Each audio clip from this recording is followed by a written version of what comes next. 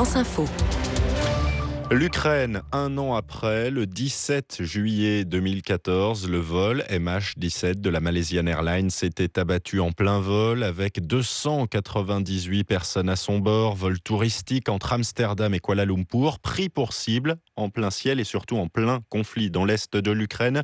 Bonjour Pierre Laurin. Bonjour. Spécialiste de la Russie, journaliste, écrivain, la Russie avait été pointée du doigt à l'époque du drame. Est-ce que c'était à juste titre ? On n'en sait strictement rien. En fait, il est aussi vraisemblable que ce soit un missile tiré par les rebelles du Donbass qui ait abattu l'appareil, que ce soit un missile ukrainien, parce que les deux côtés disposaient de ce type d'armement. Il y a une enquête qui est menée depuis plus d'1 an maintenant, depuis une résolution des Nations Unies, la résolution 2166, qui établissait que tout le monde devait collaborer avec le bureau de sécurité des Pays-Bas qui mène l'enquête. Cette enquête a abouti à un pré-rapport qui a été communiqué aux parties concernées le 2 juin. Les parties ont 60 jours pour réagir à ce rapport et le rapport sera publié début octobre. C'est à ce moment-là que l'on saura quelles sont les conclusions de la commission d'enquête.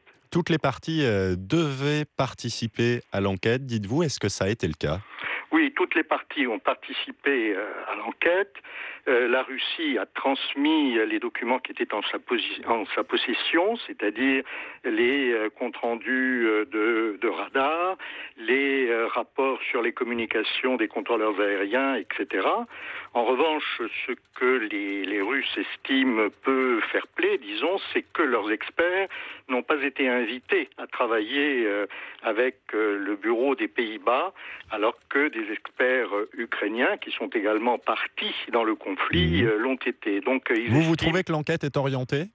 Non, elle n'est pas orientée. Je pense que le bureau de sécurité néerlandais fait correctement son travail. Simplement, il y a des pressions politiques qui font que on essaye de ne pas tenir compte forcément des arguments de la Russie, de manière à garder l'élément qui à l'époque prévalait, qui aujourd'hui prévaut beaucoup moins, c'est-à-dire c'est l'Ukraine qui était le pays agressé et donc il faut le soutenir. Le soutien de l'Ukraine passait par le fait de diaboliser la Russie. Aujourd'hui, ce n'est pas aussi net, tout simplement, parce que comme on le voit sur le terrain en Ukraine, la situation, ce n'est pas les gentils Ukrainiens contre les méchants pro-russes, la situation, c'est des groupes d'Ukrainiens, qu'ils soient de l'Est ou de l'Ouest, qui s'opposent à d'autres groupes, comme ça vient d'être démontré à Mukhachevo, qui est une localité à l'ouest, à la frontière pratiquement avec la Hongrie et la Roumanie. Pierre Laurin, ce qui explique aussi un petit peu ces difficultés depuis plusieurs mois, c'est que Vladimir Poutine a toujours un petit peu joué loi blanche sur ce dossier, assurant ne rien faire, alors qu'effectivement on est en territoire ukrainien, que les rebelles sont des Ukrainiens de l'Est, mais qu'il y a énormément de preuves d'un soutien logistique de Moscou derrière cela, et que Vladimir Poutine l'a toujours nié, alors que parfois les preuves étaient évidentes. Parfois, les preuves étaient évidentes, pas si souvent que cela. Il y a eu non, mais quand c'est arrivé, il a nié de la même manière. Mais ce n'est pas aussi déterminant qu'on le prétend.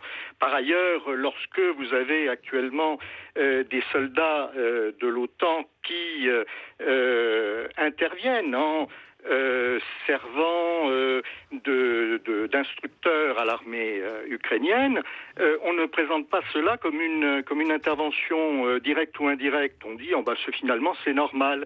Je crois qu'il y a un double langage de la part des Occidentaux qui fait que pour les Russes, c'est très très difficile à admettre qu'on ne tienne pas compte de leur position, qui est une position qui finalement n'a pas été différente ou n'est pas différente de celle que les Occidentaux ont eue sur un certain nombre de conflits récents en Europe, comme en Yougoslavie ou au Kosovo, où les Occidentaux sont intervenus d'une manière très nette et très ferme, en bombardant y compris la Serbie, sans que cela ne les gêne. Alors bon, ce que les Occidentaux peuvent se permettre, visiblement, les autres pays ne peuvent pas. Ce qui est très clair, ça sera notre dernière question, Pierre Laurin, c'est que la situation est très instable encore dans cette région, que la trêve imposée depuis les accords de Minsk en février, elle est menacée quasiment tous les jours et par moments encore plus. Il y a eu encore 11 personnes tuées en seulement 24 heures cette semaine.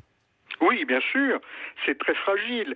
Mais c'est fragile également parce que les accords de Minsk avaient un volet militaire qui est à peu près respecté, bien que pas tout à fait, mais il y a un volet politique, c'est-à-dire des négociations directes entre le gouvernement de Kiev et les rebelles du Donbass, qui, lui, est au point mort. C'est-à-dire, ce n'est pas la faute des rebelles du Donbass à ce niveau-là, c'est le gouvernement de Kiev qui a du mal à reconnaître que les accords de Kiev prévoient une large autonomie pour cette région. Donc, tant que Kiev n'aura pas reconnu qu'effectivement, il faut engager un dialogue et se tenir à la lettre des accords, notamment sur le volet politique, il est très difficile de considérer que la solution va être trouvée.